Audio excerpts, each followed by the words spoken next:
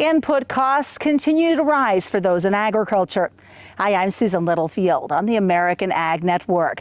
Deputy Secretary Stephen Fadden was in Nebraska last week as he talked about input costs. First step is to get those prices up through increased demand, and that goes to what our trade team is trying to do. When it comes to high input prices, again, until a few months ago, I was actively farming myself. You don't have to tell me about the fact that even though if you look at the Consumer Price Index, it claims that over the past 5 years, prices have gone up 20%, which itself is horrendous. But if you look at what ag input costs, it's closer to doubling.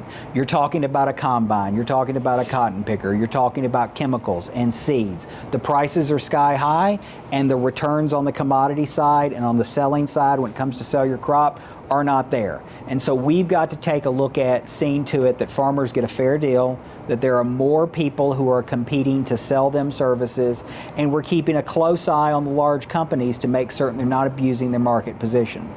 And he says we need to be looking at cornfields a little different. People pass by the cornfields on I-80, they're probably thinking food, but what they ought to be thinking is fuel. That's as much fuel as an oil well that you pass in Texas. Nebraska is leading the charge when it comes to biofuels.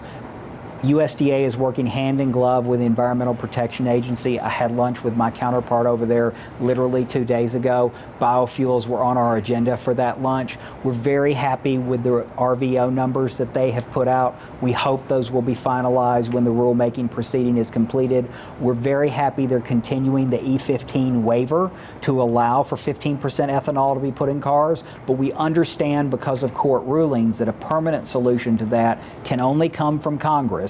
And we are hopeful that Congress will act on that as soon as possible. I'm Susan Littlefield.